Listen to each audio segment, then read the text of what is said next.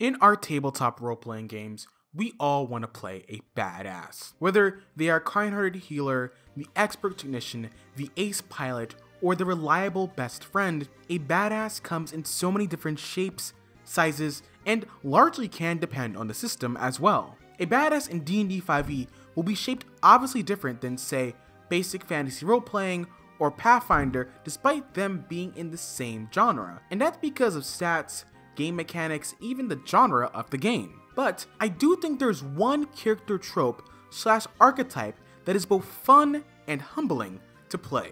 And that archetype / trope is the Egoist. Some might think the Egoist is one-dimensional, but I disagree. I think the Egoist is an awesome character trope that we all should try at least once because it's really fun and also extremely genre neutral.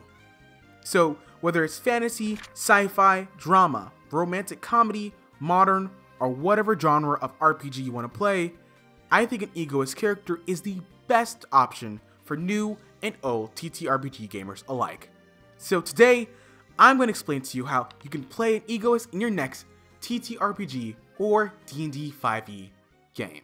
But let me hold off just a bit. Let's start off with defining what is an Egoist. An Egoist character is a character that focuses in on themselves. Maybe they focus on their own wants, desires, dreams, or personal goals over the goals of others. And being an Egoist doesn't inherently make you a bad person, because we all have ego, we all care about our own goals, and we all want to obtain our own goals, dreams, or desires, and sometimes over others. So Egoist is just a word to apply to a person indicating that they are selfish or focused on themselves. However, being an Egoist does not mean that you're an evil character, a bad character, or even flawed in your TTRPG. Nor does it mean you're going against the fun of a TTRPG, especially if you're playing with other people. And in fact, there are plenty of examples of in media.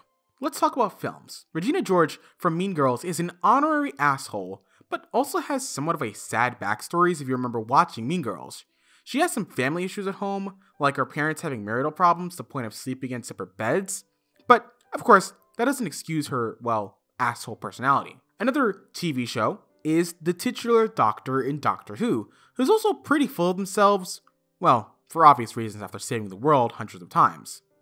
But what about video games? Well, Bayonetta is one of the best known examples from, well, the Nintendo Switch and Nintendo series. She has quips, charm, finesse, and the strength to back it up. She is the titular Egoist, and plenty of people love her for her charming and amazing one-liners. And I'm sure everyone recognizes the blue hedgehog himself, Sonic the Hedgehog.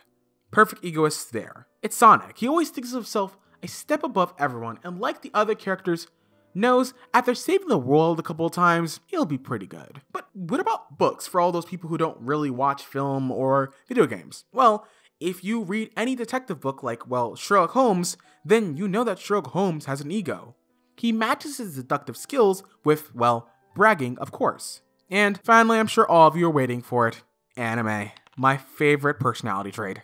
So for anime, we have a couple examples. We have Senku from Dr. Stone. He's super arrogant and bossy, but in the series, he's insanely smart and quite capable with his scientific involvement and scientific inventions. Next is Gojo Satoru from Jujutsu Kaisen. Gojo is handsome, strong, and super laid back throughout the anime and manga, but he boasts one of the best and strongest abilities in the anime, and he has an ego to match that.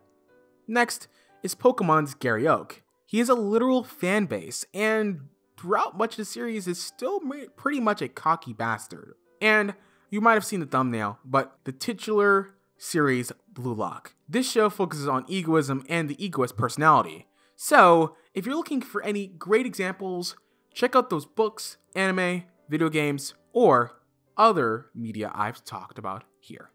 But why play an Egoist? Why go through all that trouble?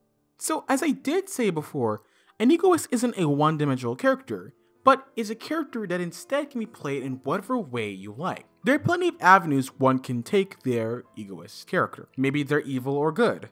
Maybe they're a cocky bastard or quiet and reserved. Maybe they're super intellectual, a fast talker, who always has a quick and great quip. Or a powerful warrior who's extremely confident in their skills. The egotistical character is a good starting point to define their main, characteristics. And an egoist can and should be powerful, and that can lead to their egoism. Their egoism can be part of their strength or weakness. In fact, if you're going to play an egoist, this is the question you have to ask yourself about your next PC. Why are they an egoist? For instance, you're playing a low magic game and are playing a soldier. This soldier has years of experience prior to adventuring and has seen war and been given several accolades. The reason they're adventuring is because they want something new in life that will challenge your righteous sense of justice. They can have ego that pushes them to protect the weak and beat impossible odds. That is egoism done in a positive, quote-unquote, light. See how egoism isn't inherently a bad thing or a good thing? It's just a character facet that you can add on that drives your character, a motivation or a quirk that makes your character a little bit more interesting. So, an egoist is a character type that doesn't have the limits you might think it does. You can create and play an NPC that's good or bad, smart, clever, or physically strong, and their ego can originate from whatever choice you want. What matters is asking, like I said, the important question of where does their ego come from? And in fact, if you are playing an egotistical character, let me know down below in the description box. Where does your character's ego come from? Or where do you want your character's ego to come from? Of course, there are also some downsides and benefits to playing an egoist. The first major benefit is that an egoist can and is largely not genre specific. You could play an egoist in any RPG and in any setting. An egoist isn't pigeonholed to any one class, genre, or system. Call of Cthulhu, Mutants Mastermind, Hero System, GURPS, D&D 5e, Fate. I could go on and on and on about the various systems that exist out here. You can play an egoist as long as you have a character concept and an idea of where the ego comes from, then you are on your way towards greatness. And a specific player benefit is that an egoist can be something you strive for. It can be an attitude or attribute that is something that your character is working towards, or something that they have to earn. For example, you are playing a lowly candle maker who sets off on a grand journey with his friends to become a famed merchant. If your character earns accolades and reputation over the hundreds of sessions you play, then it's not a surprise your character might develop an ego and eventually might get their ass handed to them in one encounter, resulting in, them losing their ego. In fact, here's GM benefit. An egoist is also a character who can have awesome story beats. Maybe the PC's egoism is something that needs to be overcome, or gets the other players in disadvantageous situations. So, ask the player, can I explore your character's ego? This advice proves helpful especially for story-driven games. But let me warn you, this might not be very useful if, say, you're playing a dungeon crawl game, or a one-shot, or a game where you're not playing narrative-driven, story-driven games, because then you're not going to be able to see your character grow or see your character's personality much. Most of the game will be focused on combat. And this might just make sense, but if it's a combat-focused game, then you might want to not bother with this as well. However, egoism can give you advantage and disadvantage depending on the encounter. Maybe a good quip or an egoist taunt has a boon or advantage because of their skill or reputation, while a bad quip or a fearsome opponent can be detrimental if they do not have something particularly clever. However, I do think the biggest downside is that an egoist can get to your head as a player or a game master. An egoist often focuses on themselves, so if the GM is focusing on this player entirely, then that can pull the fun away from, a group telling experience. Vice versa. If the players only focus on themselves and not interacting with any of the team, players, or the world, then what the heck's the point of the character being there? A player who focuses only on themselves and doesn't acknowledge any of the other players at the table is an asshole.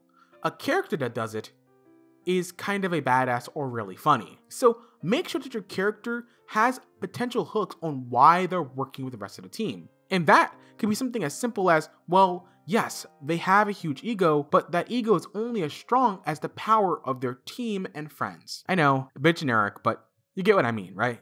An egoist can be a perfect character and is not inherently one-dimensional. They can have thoughts, feelings, actions, and motivation for why they have their egoism. while still not ruining the fun for the other players.